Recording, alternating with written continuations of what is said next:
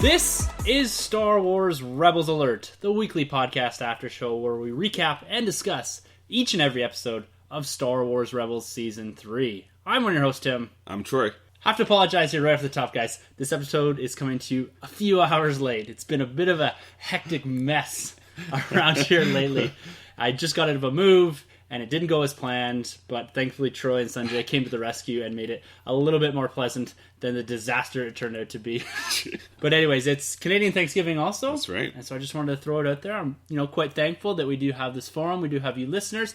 We do have these gentlemen sitting next to me, Troy in particular, and Sanjay on the other side when we're doing the Nerd Room. It's nice to have those guys to talk nerd with, talk Star Wars with, as well as the same kind of guys that come to your aid when you do need help. Anytime. And thanks for listening out there, guys, and happy Thanksgiving. Yeah, it's a little different than American Thanksgiving. A little different. Same concept, different time of year. Exactly. So this week we're going to be discussing Episode 3 of Rebels Season 3, titled The Antilles Extraction. Yes.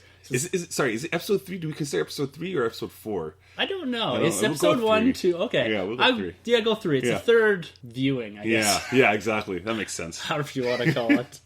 And this one, we've been seeing a lot of the Jedi story developing here. And one thing I just want to touch on quickly is, in this episode, we don't see much of Kanan and Ezra. We see it kind of in the background there.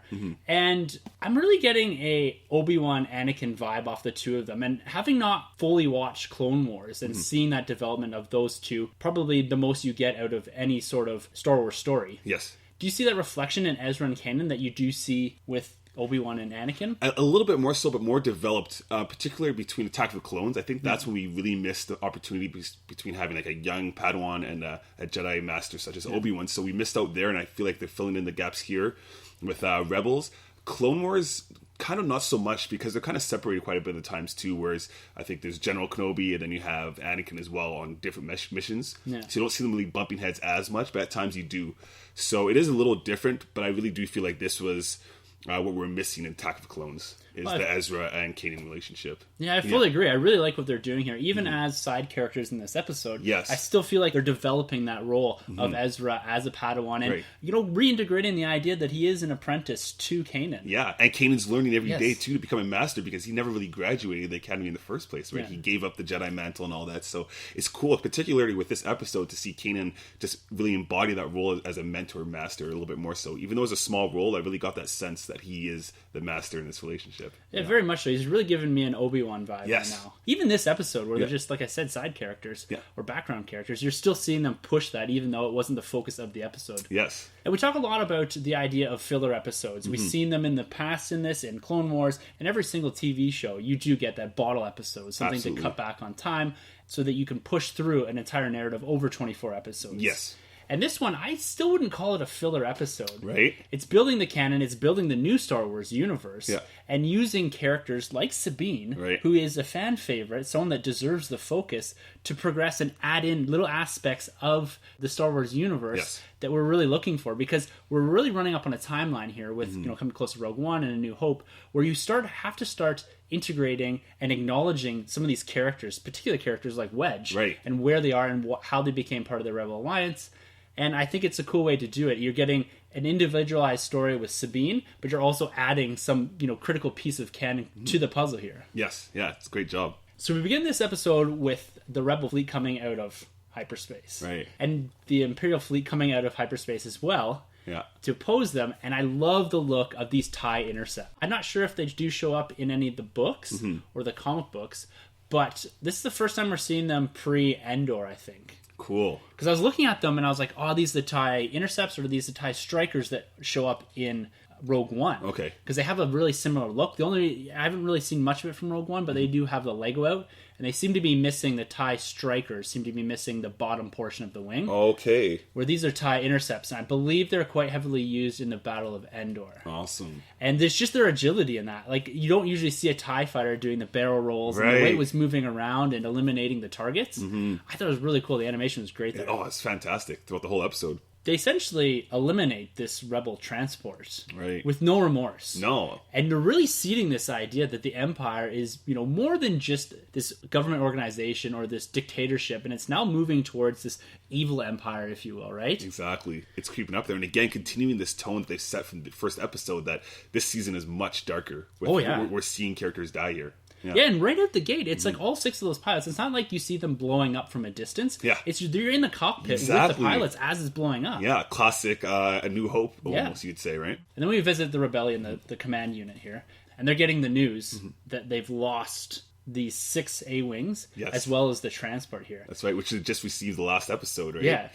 And then we get Fulcrum returning, which is interesting, because immediately Ezra, as did I was like, oh my god, Ahsoka's back. Love that callback. Yes. Yeah. Quick side tangent on Ahsoka here before we get on the rest of this. Cool. Her book is dropping October 11th, so this week. Okay. And it fills in the gap between Clone Wars and her appearance in Rebels. Perfect. That's all I need right there. Yeah, so it's going to give you that exactly what she was doing in that time frame as far as how she ended up becoming Fulcrum. I'm going to be really interested if they integrate at least the back half of season 2 into this, when she's kind of communicating and how far it goes into the dynamic of Ahsoka with the Order 66 and how that progresses and where she was and what she was doing in the background up until the point where she becomes Fulcrum for the new Rebel Alliance. Awesome. And does she encounter the Bendu? Because she seems pretty great, right? So I'd like to know if that ever happened. Yeah, and did she receive any more training too? Exactly. And how that progressed. Did she know that Yoda's alive? Had she seen Obi-Wan? Right? And so it'd be interesting to see how they develop that, because I'm assuming it's going to go right from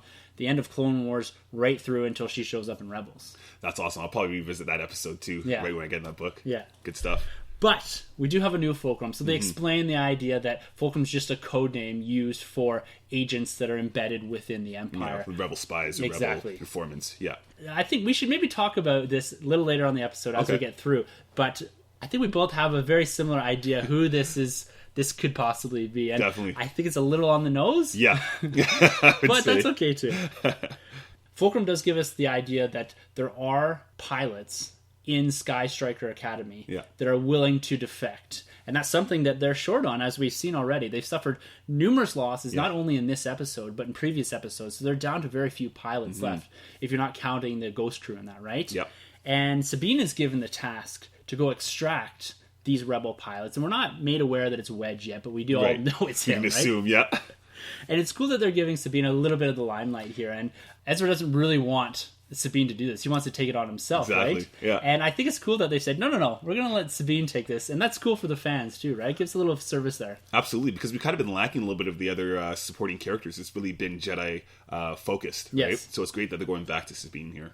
Yeah, and there's callbacks to this episode all the way to stuff in season 2, specifically when we get to the Agent Kallus stuff as well. Right. And I like how they're tying in the larger dynamic of the Ghost Crew into this episode in particular. Full circle. What did you think of the big splash screens when we have the Imperial shuttle showing up on Sky Striker Academy there? He had this almost Cloud City looking... Oh, yes, that's immediately what I thought of. It's Cloud City when I saw that. It's great. Again, keeping up with the animation, I love the look of that. We saw it a couple times, the shot of that, right? Yeah, it's gorgeous. It had almost that sunset view as well as kind of a normal day view. And both times when they're flying in, I'm like, oh, that looks exactly like Cloud City. Exactly, yeah. Then we have Sabine. She's infiltrated the Empire here.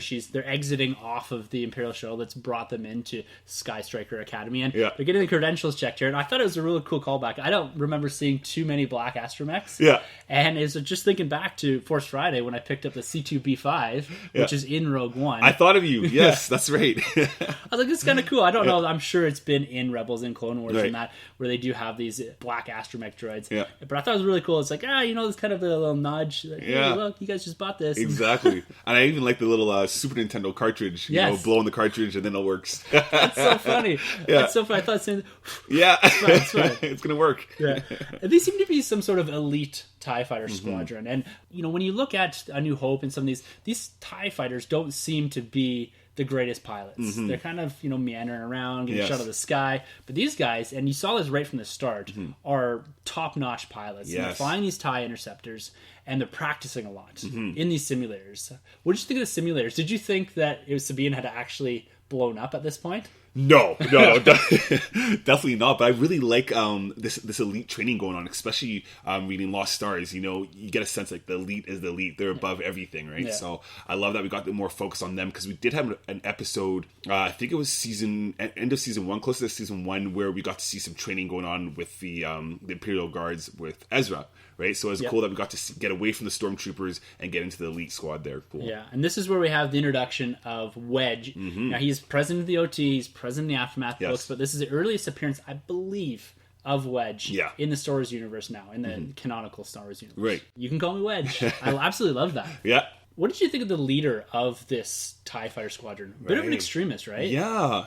Yeah, he's an interesting character. And he took out how many towards the... I think he's several at least. Yeah. And I was kind of battering my head around. I was like, is this guy present in other Star Wars books? But I think he's a new character. Yeah, he's definitely a new character. Because I was trying to think, have I come across this character in the books or anything else beforehand? And he's definitely a new character, I'd say. I have a feeling we haven't seen the last of this guy either. No, definitely not. He's got that look to him, and I'm assuming we're going to see this develop further into the season, where this elite squadron, at least, is going to be chasing the rebels, maybe as a part of Thrawn's contingency. Exactly, and get away from the Seven Sisters and all that, yes, right? Yeah. Yes, I think it's going to be more Imperial focused and less Jedi. And I'm pretty stoked to see Wedge here. And I'm a huge continuity fan. Yes. And I love when they insert little pieces of Star Wars continuity into this much bigger puzzle. And I can really appreciate this. And this is why I really don't think that this is a filler episode. No. Is that you're building the Star Wars universe up here. You're building a strong foundation to what we already have, right? Yeah, and episodes that you don't want to skip, right? Yeah.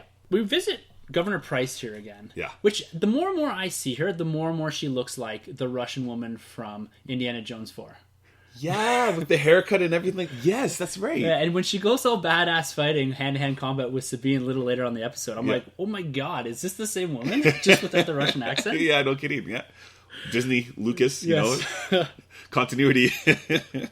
And Agent Kallus here, and he's been in a couple, at least I think he was in the first episode this season, but he didn't have any lines. It's when they're introducing Grand Admiral Thrawn. And he gets some lines here. And in that episode in season 2, when he was with Zeb on the ice planet, the very Hoth-looking planet, I always thought in the back of my mind, I said, something's going to happen here. Do you think he's going to turn? Because all through this episode, they were kind of winking and nodding. Yeah. Is he going to turn? He seems to have this growing disdain for the Empire. He's getting these looks. He's getting quips from Sabine talking about someone actually doing his job. Yes. He's getting looks from Governor Price.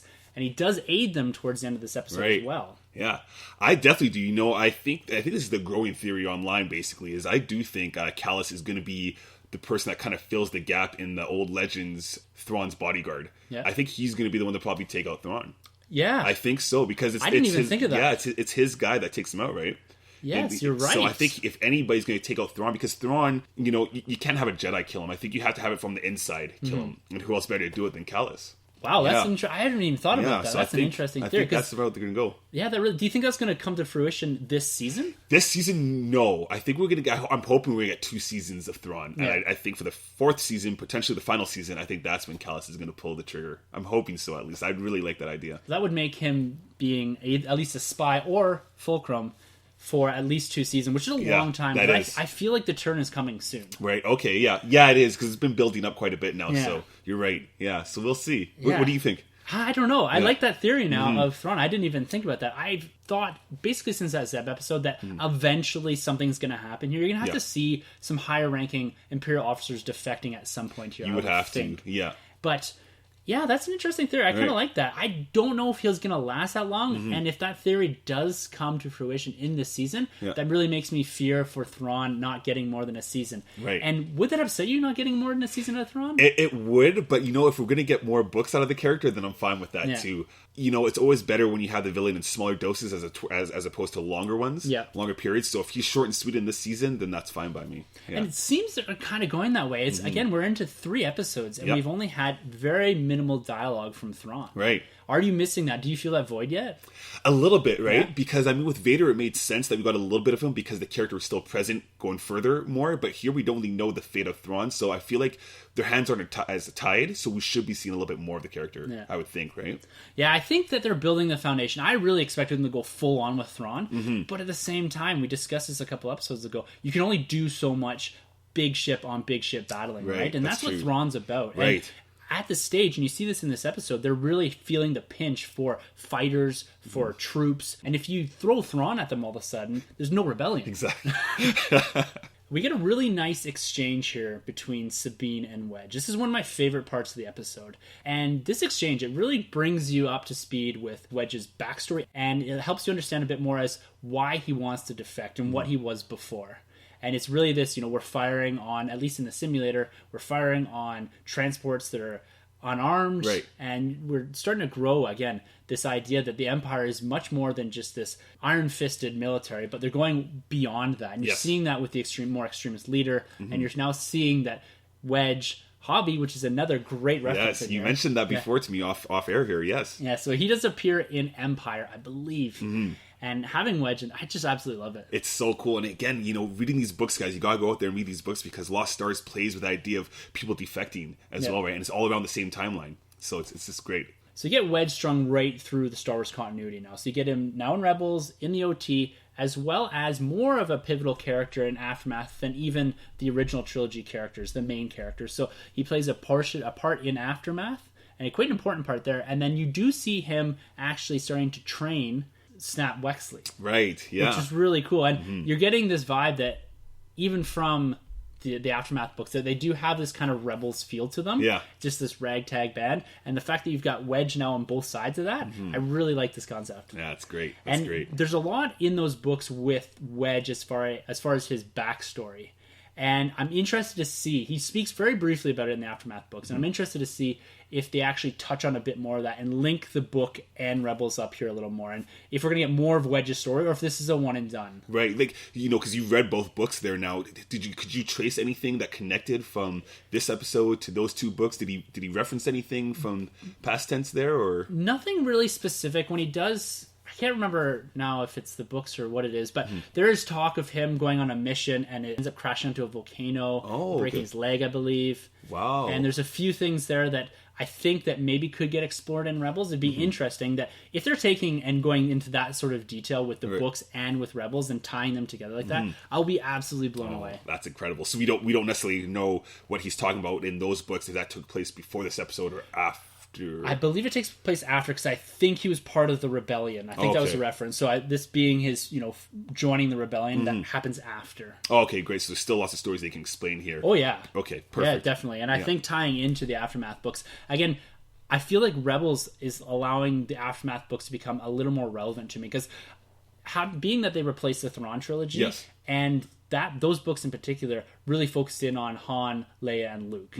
And now they're focused on a different crew of rebels, almost like the rebels from Rebels. Yeah. But it doesn't have that same impact, because you're not looking at the main characters. You're not understanding what's going on post Return of the Jedi. And that's probably going to be more explored in the movies, in episode 8, episode 9, and that's probably why they have to stay away from it. But the fact that now you're tying in these two books into Rebels, and you're starting to see how it's actually, important for continuity, and the stories that they're telling in there actually matter for what's going on in Rebels, something that they're going to tie up. I really, really like that. That's great. Great stuff. So we definitely will probably see more Wedge. Oh, I think so. Yeah. I think so, yeah. And one parallel that I also wanted to draw on was, when I look at Sabine in that TIE fighter outfit, I see Jyn from Rogue One. It's really cool. I don't know if it was on purpose or what the deal was, but it's just a really cool callback, I think. Can't help to think about that. Yeah, or call forward, maybe. Yeah, I guess so, yeah. Maybe a year later, yeah.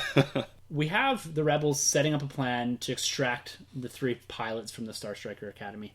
And all I could think of when they're going is, it's a trap, right? All I could hear is Akbar in my head the whole time screaming. Because you knew that they were planning something here. They're going to sabotage either the planes, or they're going to find out exactly what was going on. Because they had an idea that they had defectors amongst them. Yes. After they're sabotaged here, we have Kanan and Ezra attempting to rescue them on the Ghost. And that doesn't go so well. No. And they turn tail and take off.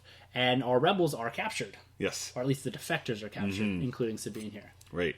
And then we have a really interesting scene with Governor Price, Sabine, and the other 3 pilots here, Wedge included there. And you're getting this torture scene. It's kind of reminiscent a bit of some of the torture that's gone on in the original trilogy, even into Force Awakens. Exactly. Yeah, that's what I thought of. That they're in. Right. That hand-to-hand combat that Sabine and Governor Price get into. That was a highlight for me in this episode. I thought that was great. It's almost like some Winter Soldier fight choreography going on there, right? And you can feel those punches, and it's cool to see that Price could hold her own, because I never got a sense that they could actually fight. I just thought they were more commanders and strategic, but to see them actually hold their own and have that hand-to-hand combat was just great. Yeah. Well done. I agree. And this is where we get towards the end of the episode. So we get a New Hope callback again, is we have Sabine coming and rescuing the other pilots, and she's sitting out front of the door and just standing there on this very Death Star looking jail cells, right? Yeah. And she's standing there. I'm like, she looks like Princess Leia, kind of like. I'm getting that vibe off of her. Mm-hmm. And they do escape with an assist from Agent Kallus. That's right. And he specifically states to tell Zeb that they're even now. Mm-hmm. And this, again, stems back from an episode in season 2. Yes, great episode. Yeah, that's a good episode. Mm-hmm. We've already discussed a bit about Agent Kallus and how we think he's going to turn. And it's interesting to see them progressing that. Like, I thought that it was going to be a little more drawn out. But for them, I'm certain he's Fulcrum. Oh, absolutely. Absolutely. Yeah, I totally agree with that. It's on the nose, but I don't think it's meant to be too much of a mystery, really. So that's pretty cool. And the voice actor that plays him, David Yellow from Selma. Yeah. You know, Oscar nominated at least. So that's some pretty high caliber actors going on in this show, right? It certainly is. Yeah. And I think that lends to the fact that this character is going to be important, I think, going at least through this season or so. I would say so, yeah. And that pretty much wraps it up for this episode. We get a nice line at the end with "Welcome to the Rebellion." Classic. Yes, and that's said numerous times throughout this episode. A couple times in this episode. Well, overall, what did you think of this episode? What did it live up to? What you think in episode 3 is? We had some pretty hot episodes coming out the gate here. Yeah. Do you feel like this has dipped in the momentum a bit, or do you think it's an appropriate dip to kind of bring us back into progressing the story of more than just the Jedi characters? Yeah, no, I really appreciate this because it really spread the floor pretty well. We got a better sense of Sabine and where she's at. And it's cool to kind of take a break from the Jedi and the Bendu stuff because, like you mentioned, I mean, you could say the first 3 or 2 big episodes have been huge and very focused on even Maul, right? So what's going on there? So it's good to get away from that, and we still have that cliffhanger of where Maul's going and who's alive.